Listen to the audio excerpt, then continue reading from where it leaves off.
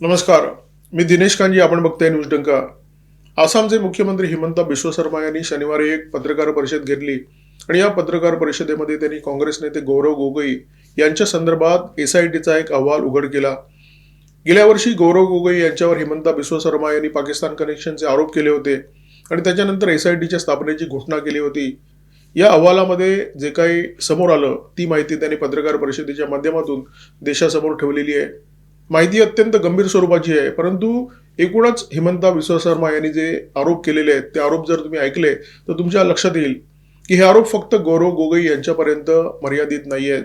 UPA सरकारच्या काळामध्ये सर्वशक्तिमान असलेल्या एका राजकीय नेत्याच्या विरोधात अर्थात सोनिया गांधीच्या विरोधात या आरोपांचा रोख दिसतो.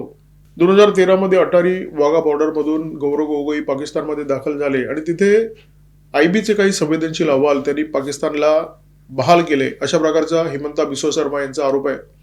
हिमंता बिस्वा शर्मा हे काही फक्त भाजपचे नेते नाही आहेत, ते आसामसारख्या महत्वाच्या राज्याचे मुख्यमंत्री आहेत. एक घटनात्मक पोस्टवर ते बसलेले आहेत. ते जेव्हा गौरव गोगोई यांच्यावर अशा प्रकारचा आरोप करतात तेव्हा त्या आरोपाला निश्चितपणे महत्व आहे. आता गौरव गोगोई हे आसामचे दिवंगत मुख्यमंत्री तरुण गोगोई यांचे चिरंजीव आहेत, त्यामुळे ते पैशाआडी असं काही करतील याची दूरपर्यंत शक्यता नाही आहे. मग गौरव गोगोई यांनी हे का केलं, कोणाच्या आदेशावरून केलं, त्यांना हे करण्यासाठी कोणी भाग पाडलं होतं का, असे अनेक प्रश्न निश्चितपणे हिमंता बिस्वा शर्मा यांच्या आरोपानंतर निर्माण होतात. 2013 मध्ये गौरव गोगोई खासदार नव्हते, काँग्रेसचे पदाधिकारी सुद्धा नव्हते, परंतु ते गांधी परिवाराच्या अत्यंत जवळ होते, राहुल गांधींचे अत्यंत निकटवर्तीय होते आणि राहुल गांधी यांच्या जवळ गेल्यानंतर त्या व्यक्तीला जे महत्व असतं ते काँग्रेसच्या पदाधिकाऱ्यापेक्षा जास्त असतं. राहुल गांधी यांच्या कुत्र्याला काँग्रेसच्या पदाधिकाऱ्यांपेक्षा जास्त महत्व आहे, असा अनुभव हिमंता बिस्वा शर्मा यांनी स्वतःचा अनुभव अनेकदा मीडियाच्या समोर ठेवलेला आहे. त्यामुळे गांधी परिवाराच्या जवळ असणं ही काँग्रेसमध्ये सगळ्यात मोठी ताकद आहे. हिमंता बिस्वा शर्मा असे संकेत देत असतील, असा आरोप करत असतील की गौरव गोगोई यांनी आयबीचे काही संवेदनशील अहवाल पाकिस्तानला दिले, तर ते गौरव गोगोई यांच्याकडे बोटच दाखवत नाहीयेत. ते बोट दाखवत आहेत केंद्र सरकारमध्ये सर्वशक्तिमान असलेल्या व्यक्तीकडे, म्हणजे ते बोट दाखवत आहेत सोनिया गांधी यांच्याकडे. त्या सोनिया गांधी ज्या यूपीए सरकारच्या सूत्रधार होत्या, पंतप्रधानांपेक्षा जास्त शक्ती त्यांच्याकडे होती. सुपर प्राईम मिनिस्टर म्हटलं जायचं सोनिया गांधींना. 2025च्या मे महिन्यामध्ये गौरव गोगोई पाकिस्तानमध्ये दाखल झाले होते. पाकिस्तानच्या गृह खात्याच्या निमंत्रणावरून गौरव गोगोई पाकिस्तानमध्ये गेले होते आणि तिथे जवळजवळ 10 दिवस त्यांचा मुक्काम होता. या 10 दिवसाच्या मुक्कामाच्या काळामध्ये त्यांनी प्रचंड मोठी गोपनीयता बाळगली. ते नेमकं काय करतायत हे जनतेच्या समोर येऊच दिलं नाही. त्यांचा व्हिसा फक्त लाहोरपर्यंत मर्यादित होता, परंतु गौरव गोगोई यांचा व्हिसा पाकिस्तान सरकारने इस्लामाबाद, कराची आणि रावळपिंडीपर्यंत पण वाढवला होता. रावळपिंडीमध्ये पाकिस्तानी लष्कराचं हेडक्वार्टर आहे, हे सगळ्या जगाला ठाऊक आहे. गौरव गोगोई पाकिस्तानमध्ये ट्रेनिंग घ्यायला गेले होते, अशा प्रकारचा आरोप हिमंता बिस्वा शर्मा यांनी केलेला आहे आणि त्यांनी या भेटीचा संबंध जोडला आहे. 2014 मध्ये गौरव गोगोई खासदार झाले आणि त्याच्यानंतर त्यांनी संसदेमध्ये उपस्थित केलेल्या प्रश्नांशी गौरव गोगोई यांचे बरेच प्रश्न लष्कराच्या सज्जतेबद्दल उपस्थित करण्यात आले होते, म्हणजे रडारची लोकेशन, पाणबुड्या, अणु इंधन आणि आपल्या अणुभट्ट्या वगैरे वगैरे, म्हणजे अशी प्रत्येक माहिती जी अत्यंत संवेदनशील आहे, जी गोपनीय राहणं अत्यंत महत्त्वाचं आहे, जी चव्हाट्यावर येणं देशहिताचं नाही आहे, अशी सगळी माहिती लोकसभेतल्या प्रश्नांच्या माध्यमातून जगाच्या समोर यावी, अशा प्रकारचा प्रयत्न गौरव गोगोई सातत्याने करत होते आणि याचं कारण त्यांना असा फीड पाकिस्तान भेटीमध्ये मिळाला होता, असा हिमंता बिस्वा शर्मा यांचा दावा आहे. हिमंता बिस्वा शर्मा यांनी केलेले आरोप अत्यंत गंभीर आहेत, तरी सुद्धा गौरव गोगोई यांनी हे आरोप उडवून लावलेले आहेत. ते असं म्हणतात की हिमंता बिस्वा शर्मा यांनी शनिवारी जी पत्रकार परिषद घेतली ती एखाद्या सी ग्रेड सिनेमाच्या सारखी होती. त्यांनी खुलासा केला की जेव्हा मी पाकिस्तानमध्ये गेलो तेव्हा मी काँग्रेसचा नेता नव्हतो, तेव्हा मी खासदार नव्हतो, ही भेट अत्यंत वैयक्तिक होती आणि मी माझ्या पत्नीला भेटायला पाकिस्तानमध्ये गेलो होतो. गौरव गोगोई वारंवार दावा करतायत की हिमंता बिस्वा शर्मा त्यांच्यावर जे आरोप करतायत ते संपूर्ण आरोप राजकीय दृष्ट्या प्रेरित आहेत आणि त्याचं कारण सुद्धा ते सांगतात. ते म्हणतात की यंदाचं वर्ष हे आसाममध्ये विधानसभा निवडणुकीचं वर्ष आहे आणि त्याच्यामुळे हिमंता बिस्वा शर्मा या अत्यंत गंभीर विषयाचं राजकारण करण्याचा प्रयत्न करतायत. आता गृहीत धरा की हिमंता बिस्वा शर्मा हे राजकारण करतायत, विधानसभा निवडणुका समोर ठेवून त्यांनी अशा प्रकारचे आरोप केलेले आहेत, परंतु हे आरोप मग गौरव गोगोई सहन का करतायत? त्यांच्याकडे न्यायालयात जाण्याचा मार्ग आहे, कारण त्यांच्यावर जे आरोप झालेले आहेत ते काही भ्रष्टाचाराचे आरोप झालेले नाहीत. भ्रष्टाचाराचे आरोप या देशातल्या नेत्यांवर सरसकट होत असतात. गौरव गोगोई यांच्यावर जे आरोप झालेले आहेत ते देशाची संवेदनशील माहिती शत्रूच्या हातात देण्याचे आरोप झालेले आहेत. त्यांच्यावर जे आरोप झालेले आहेत म्हणजे त्यांच्या परिवारावर खरं तर आरोप झालेले आहेत, त्यांच्यावर झालेले आहेत, त्यांच्या पत्नीवर झालेले आहेत आणि हे आरोप देशद्रोहाचे आरोप आहेत. तरी सुद्धा गौरव गोगोई हे सगळे आरोप अत्यंत हलक्यामध्ये घेताना दिसत आहेत. या प्रकरणामध्ये त्यांच्यावर गेल्या वर्षी FIR सुद्धा दाखल झाला होता आणि आता तर SITचा अहवाल बाहेर आलेला आहे. हातात कागदपत्र नसताना हिमंता बिस्वा शर्मा यातले काही आरोप करू शकत नाहीत. ते असं म्हणतात की गौरव गोगोई यांची जी पत्नी आहे एलिझाबेथ कोलबर्न या ब्रिटिश नागरिक आहेत. गौरव गोगोई सलग 3दा लोकसभेचे खासदार झालेले आहेत, परंतु त्यांच्या पत्नी आजही ब्रिटिश नागरिक आहेत. ही अत्यंत गंभीर बाब आहे. आता त्या ब्रिटिश नागरिक असताना त्यांनी आसामच्या निवडणुकांमध्ये सोनिया गांधींसारखं मतदान केलंय का? म्हणजे आपल्याला माहिती असेल सोनिया गांधी या देशाच्या नागरिक बनण्यापूर्वी या देशाच्या मतदार झाल्या होत्या. निवडणुकीमध्ये त्यांनी मतदान केलं होतं. एलिझाबेथ कोलबर्न जी ब्रिटिश नागरिक आहे, धर्माने ख्रिस्ती आहे, ती लीड या पाकिस्तानी NGO साठी काम करत होती. लीड या पाकिस्तानी NGOचं भारतामध्ये जे काही नेटवर्क आहे त्या नेटवर्कमध्ये एलिझाबेथचे वरिष्ठ सुद्धा आहेत. परंतु एलिझाबेथ कधी त्यांच्या संपर्कात नव्हती. ती थेट अली तौकीरच्या संपर्कात होती. थेट अली तौकीर शेखला ती रिपोर्टिंग करत होती. हा अली तौकीर शेख पाकिस्तानच्या प्लॅनिंग कमिशनचा माजी सदस्य. यांची जी NGO आहे लीड, त्याचा तोंडावळा जरी जलवायू परिवर्तनासाठी काम करणारी NGO अशा प्रकारे असला तरी या NGOचा संबंध पाकिस्तानच्या ISIशी आहे अशा प्रकारचा आरोप हिमंता बिस्वा शर्मा यांनी केलेला आहे. एलिझाबेथ कोलबर्नचं अकाउंट आजही पाकिस्तानच्या बँकांमध्ये आहे असाही आरोप त्यांनी केलेला आहे. हा अली तौकीर शेख सातत्याने भारताच्या विरोधात नॅरेटिव्ह चालवत असायचं आणि तरी सुद्धा भारतामध्ये त्याचं येणं जाणं सुरू असायचं. UPAच्या कार्यकाळामध्ये हा जवळजवळ 18 वेळा भारतामध्ये येऊन जाऊन होता. UPA सरकारने हा भारत विरोधी असून सुद्धा त्याच्या भारतात येण्याला कोणत्याही प्रकारची आडकाठी केली नाही आणि ही बाब अत्यंत महत्वाची आहे. एक व्यक्ती जी शत्रू राष्ट्रातली आहे, जी सतत भारत विरोधी विधानं करत असते, ती सातत्याने भारतामध्ये का येत जात होती? भारतात कार्यरत असलेल्या NGOंना विदेशातून ज्या देणग्या येतात त्याच्यावर नियंत्रण करण्यासाठी फॉरेन कॉन्ट्रीब्युशन रेग्युलेशन ऍक्ट हा कायदा आहे. लीड या NGOने या कायद्याचा वारंवार भंग केलेला आहे. पाकिस्तानातून या NGOच्या खात्यामध्ये थेट पैसे जमा होतात अशा प्रकारचा आरोप हिमंता बिस्वा शर्मा यांनी केलेला आहे. गौरव गोगोई यांच्या परिवाराच्या संदर्भात सुद्धा त्यांनी अत्यंत महत्वाची माहिती दिलेली आहे. गौरव गोगोई हे हिंदू आहेत, त्यांची पत्नी ब्रिटिश आहे, तिचा जो धर्म आहे तो ख्रिस्ती आहे.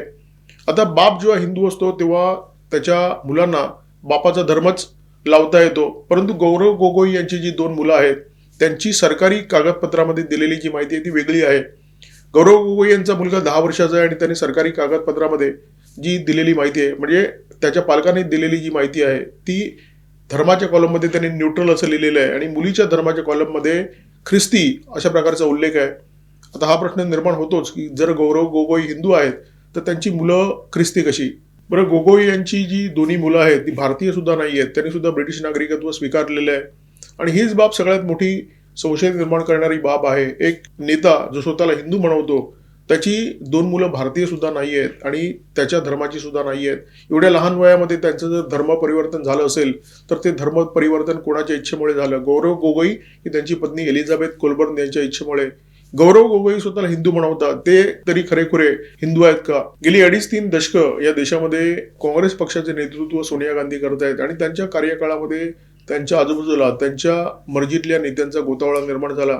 यातले बरेच नेते असे आहेत ज्यांची नावं तर हिंदू आहेत परंतु ते खाजगी जीवनामध्ये ख्रिस्ती धर्मप्रथांचा अवलंब करतात, ज्यांना आपण लौकिक भाषेमध्ये क्रिप्टो ख्रिश्चन म्हणतो.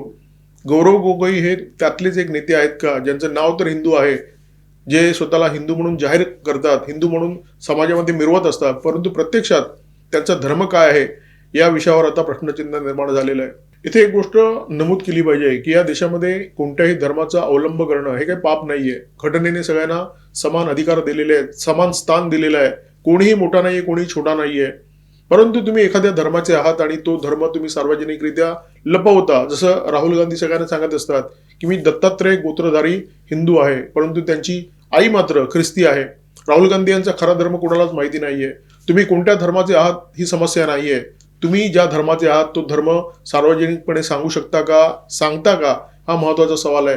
2013 मध्ये गौरव गोगोई पाकिस्तानमध्ये गेले होते आणि त्यांनी हे स्वीकारलेलं आहे की मी पाकिस्तानमध्ये गेलो होतो आणि ते असं सांगतात की मी माझ्या पत्नीला भेटायला गेलो होतो. वस्तुस्थिती अशी आहे की गौरव गोगोई यांची पत्नी 2012 मध्येच भारतामध्ये परतली होती. मग प्रश्न असा निर्माण होतो की गौरव गोगोई 2013 मध्ये कोणत्या पत्नीला भेटायला पाकिस्तानमध्ये गेले होते. आयबीची अत्यंत संवेदनशील माहिती गौरव गोगोई यांनी पाकिस्तानला दिली. त्यांच्या पत्नीचे पाकिस्तानशी संबंध आहेत, अली तौकिरी शेखशी संबंध आहेत, अशा प्रकारचे आरोप हिमंता बिस्वा शर्मा यांनी केलेले आहेत. आणि या आरोपांचा तपास आसामचे पोलीस करू शकत नाही, कारण हे आरोप त्यांच्या कार्यकक्षेमध्ये येतच नाही. या आरोपांची चौकशी केली पाहिजे भारताच्या गृह मंत्रालयाने, भारताच्या परराष्ट्र मंत्रालयाने, भारताच्या अर्थ मंत्रालयाने. या प्रकरणाचा तपास करण्याची जबाबदारी खरं तर NIAला दिली पाहिजे, भारतीय गुप्तचर यंत्रणांना दिली पाहिजे, कारण आरोप थेट भारतीय गुप्तचर यंत्रणांशी संबंधित आहे. गौरव गोगोई कितीही सांगत असले की आपली 2013 मध्ये झालेली पाकिस्तान भेट ही वैयक्तिक होती, परंतु चित्र असं दिसतंय ही भेट कोणाच्या तरी इशाऱ्यावरून झाली होती. तो काळ तुम्ही आठवा, 2013 ज्या काळामध्ये गौरव गोगोई पाकिस्तानमध्ये गेले होते. भारतामध्ये सतत दहशतवादी हल्ले सुरू होते. 2011 मध्ये मुंबईमध्ये जवेरी बाजारामध्ये बॉम्बस्फोट झाला होता. 2008 मध्ये मुंबईमध्ये सगळ्यात मोठा दहशतवादी हल्ला झाला होता. आणि हे हल्ले झाल्यानंतर सुद्धा भारत सरकार पाकिस्तानशी म्हणजे UPA सरकार पाकिस्तानशी संबंध सुधारण्याचा प्रयत्न करत होते. पाकिस्तानकडून भारताच्या आरोपांना अशा प्रकारे उत्तर येईल की याचा पाकिस्तान सरकारशी काही संबंध नाहीये, हे पाकिस्तानमधले जे नॉन स्टेट ऍक्टर आहेत त्यांनी केलेल्या कारवाया आहेत. आणि भारत सरकार सुद्धा या खुलाशावर विश्वास ठेवत होतं. इथेच मोदी सरकार आणि UPA सरकार याच्यामध्ये फरक आहे. मोदी सरकारने स्पष्टपणे पाकिस्तानला सांगून टाकलेलं आहे की तुमच्याकडून जर हल्ला झाला तर तो तुम्हीच केलाय असं आम्ही समजू.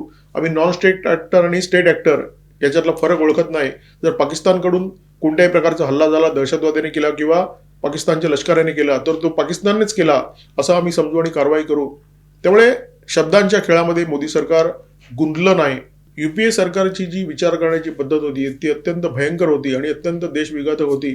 2008चा जेव्हा भारतावर दहशतवादी हल्ला झाला होता, त्या हल्ल्याला लष्करी मार्गाने आपण उत्तर का दिलं नाही याचा खुलासा बराक ओबामा यांच्या आत्मचरित्रातून होतो. द प्रॉमिस लँड या आत्मचरित्रामध्ये बराक ओबामा लिहितात की मनमोहन सिंग यांची त्यांच्याबरोबर चर्चा झाली आणि त्या चर्चेमध्ये मनमोहन सिंग यांनी बराक ओबामांना सांगितलं की आम्ही लष्करी मार्गाने पाकिस्तानच्या त्या दहशतवादी हल्ल्याला उत्तर दिलं नाही. त्याचं कारण या देशामध्ये त्याच्यामुळे मुस्लिम विरोधी भावना निर्माण होईल आणि त्याचा फायदा कदाचित विरोधी पक्षाला म्हणजे भाजपला मिळेल. मनमोहन सिंग यांच्या विधानावरून अनेक गोष्टी स्पष्ट होतात. काँग्रेसच्या काळामध्ये कायम भारतातल्या अल्पसंख्याकांचा संबंध पाकिस्तानशी जोडण्याचा प्रयत्न झाला. आता पाकिस्तानवर लष्करी हल्ला झाला, त्याचा भारतामध्ये मुस्लिम विरोधी भावना वाढण्याशी काय संबंध आहे? मोदींनी ऑपरेशन सिंदूर राबवलं, त्याच्यामुळे कुठे भारतामध्ये मुस्लिम विरोधी भावना वाढलेली आहे. परंतु काँग्रेसने हा संबंध जाणीवपूर्वक जोडला. काँग्रेसने पाकिस्तानला कायम भारतातल्या वोट बँक पॉलिटिक्सशी जोडलं होतं. त्याच्यामुळे कितीही दहशतवादी हल्ले हो, काँग्रेसने कायम पाकिस्तानचा लाळघोटेपणा केला आणि पाकिस्तानच्या दहशतवादी कारवायांवर सतत दुर्लक्ष केलं.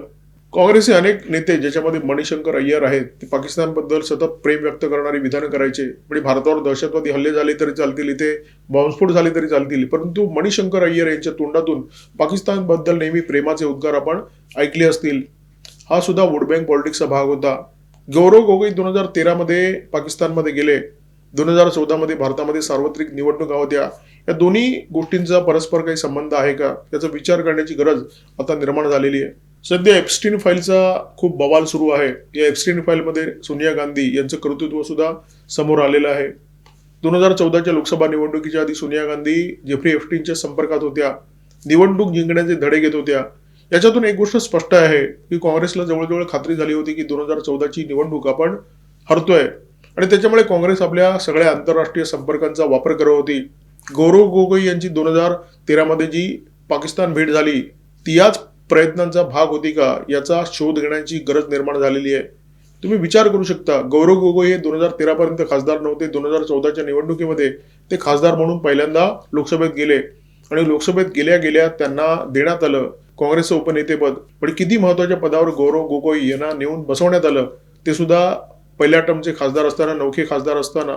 आणि हे सगळे बिंदू जोडल्यानंतर तुमच्या लक्षात येईल की 2013 मध्ये गौरव गोगोई यांची झालेली पाकिस्तान भेट ही काही सरळ नव्हती, वैयक्तिक नव्हती. SITचा अहवाल सप्टेंबर महिन्यामध्ये हिमंता बिस्वा शर्मा यांच्या हाती आला होता. परंतु त्याच काळामध्ये देशातील अत्यंत नामांकित असलेले आसामी सिंगर जुबिन गर्ग यांचा मृत्यू झाला, आकस्मिक मृत्यू होता. आणि त्यामुळे आसाम सरकारने हा जो अहवाल होता तो 2-3 महिने थंड्या बस्त्यात ठेवला आणि आता हा अहवाल जनतेच्या समोर मांडण्याचं काम केलेलं आहे. हा अहवाल त्यांनी मिनिस्ट्री ऑफ होम अफेअर्स म्हणजे गृह मंत्रालयाला सादर केलेला आहे आणि पुढची कारवाई त्यांनी करावी असे संकेत हिमंता बिस्वा शर्मा यांनी दिलेले आहेत. आता प्रत्यक्षात गृह मंत्रालय या अहवालावर काही काम करतं का? गौरव गोगोई यांची चौकशी होते का? NIAच्या ताब्यात हा तपास देण्यात येतो का? असे अनेक प्रश्न अनुत्तरित आहेत. म्हणजे या केंद्र सरकारबद्दल एक गोष्ट म्हटलीच पाहिजे. ते केंद्र सरकारचे अनेक नेते अनेक प्रकारचे आरोप अनेकांवर करत असतात, परंतु खूप कमी लोकांवर आतापर्यंत कारवाई झालेली आहे. आपण असं म्हणू शकतो या क्षणी तरी, देर है पर अंधेर नाही है. उशिरा का होईना हिमंता बिस्वा शर्मा यांनी हा विषय गृह मंत्रालयाच्या हवाली केलेला आहे. आता गृह मंत्रालय पुढे काय कारवाई करतं हे पाहणं अत्यंत महत्त्वाचं ठरणार आहे. या व्हिडिओमध्ये तुर्तास इथेच थांबतो. व्हिडिओमध्ये माझ्यासोबत होते cameraman methyl Kadam, video editor Ajay Shelke. Video जर आवडला असेल तर लाईक करा, शेअर करा, कॉमेंट बॉक्समध्ये भरभरून व्यक्त व्हा. तुमच्या भावना, तुमचे विचार कॉमेंट बॉक्समध्ये मांडा.